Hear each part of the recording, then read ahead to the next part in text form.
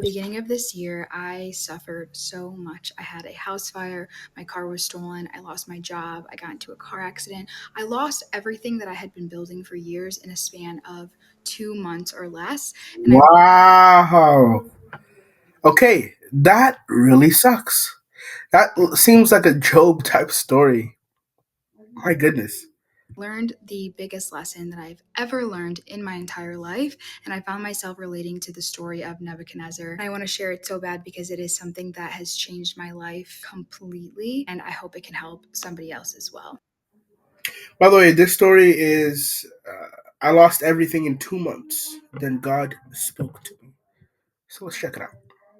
So Nebuchadnezzar was the king of Babylon. He was very, very powerful at this time. He had conquered nations, built palaces, and made Babylon just amazing with gardens and walls that were considered wonders of the world. One day he was standing on a rooftop looking at all he had built, and in Daniel 4:30 it says that he says, "Is not this the great Babylon I have built as the royal residence by my mighty power and for the glory of my majesty?" In this moment he gave himself all of the credit. He saw all his achievements as a product of his own strength, his own vision, and his own hard work. Never do that. Never do that. If you're doing that in your life, something it shows pride. It shows pride because at every single point in time, you can't discount God being the one who's actually doing those great things that you're actually claiming is by your own effort. You cannot do that. Oh my goodness, oh my goodness.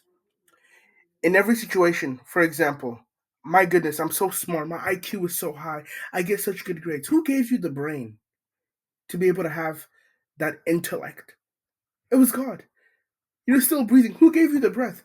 It was God. So at every single point in turn, you will realize it's all God. It's all God. So that's one of the ways I check myself in pride. I have to always give it back to God. Give it back to, even if I feel like, man, I really worked hard this time. It's still God because He's the one giving every step of the way the grace to be able to do those things that you're doing. So it's never you. It's actually never you. It's always God. Um, and that took some time to learn on my end. That everything that had come onto him was from God. Immediately after that verse, after he declared that over his kingdom, God humbled him in Daniel 4:33. He took Nebuchadnezzar's throne away, he lost his sanity, he even lost his dignity. He was driven away from people and lived like an animal in the fields, it says. He ate grass like cattle, his hair grew long, and his nails became like claws. The most powerful man in the world was stripped down to nothing, powerless, broken, unable to rely on himself. At the beginning of this year, I moved into a almost $1 million lake house by myself, just me and my golden retriever. I was working on my business tirelessly. Wait a minute. There is a verse I actually want to read that what you just said. It reminded me of this. It's Matthew 23:12. It says, for those, but those who exalt themselves will be humbled, and those who humble themselves will be exalted. That just seemed right. Wow.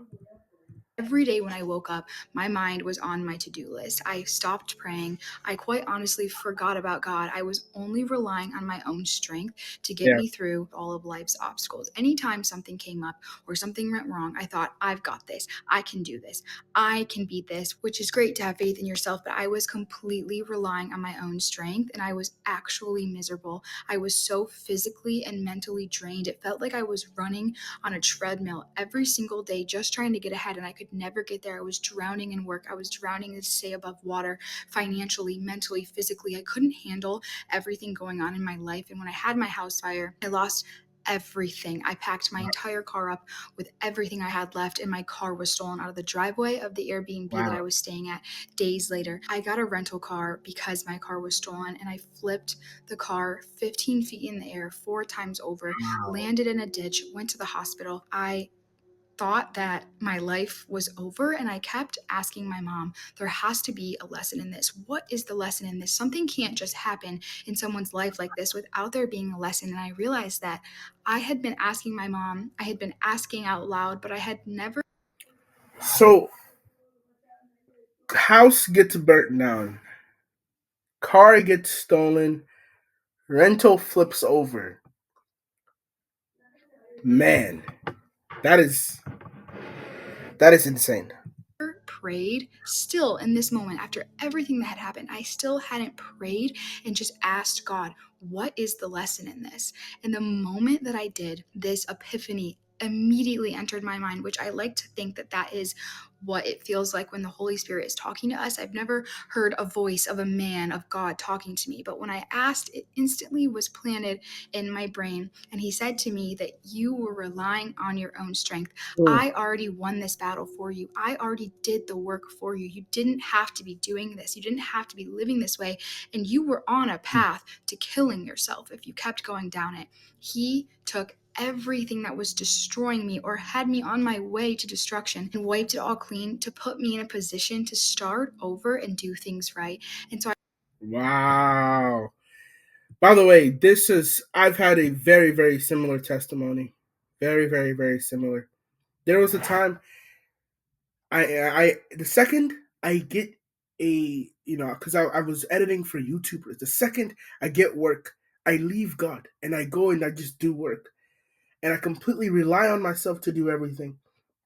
Never speaking to the Lord, never asking Him. I didn't realize that you can actually ask Him, not just biblical questions or things in the Bible, but for your daily life, and He will answer you. So I would leave God and just go do my own thing. And in God, I know it was, He would just make everything I'm doing crumble down so I can come back to Him. Because God would rather I be with Him with nothing than with everything. But I don't have Him. You see, it reminds me of that verse that says, let me actually find the verse. Um, let me see. Yeah, so here's the verse. It's Matthew 16:26. It says here, for what profit is it to a man if he gains the whole world and loses his own soul? My good, God would rather you gain your soul and lose the world than gain the world but lose your soul. Like, that's how God works. He would rather you have. And I remember one time He gave me a warning. He said, I will take this from you if you go in this direction. Meaning, and He said the reason why. He said, because if you keep going in this direction, what you will lose is me. You see? And He was talking about Himself. I want you to just think right now in your life, are you relying on your own strength or are you relying on God's strength? Because if you're relying on your own and you think that you can do this all by yourself, you are forfeiting God's strength. You are giving up so much power that is already yours. So I went through so much suffering, but it was so worth it to be reminded that I don't have to do this by myself. I don't have to be the one carrying all of this on my shoulders to get through this life. It's already been done for me and I already won. The battle's already won. Everything that is meant for me will find me. God's plan will prevail and there's nothing that I can do about it, and I don't want to do anything about that because if it's not from God, I don't want it and neither should you. So don't be like Nebuchadnezzar, don't be like me. Wake up every single day and put on the armor of Jesus Christ and you will be so much happier. You will get all of the desires of your heart. He will provide for you, and you do not have to worry about that, not even for a second.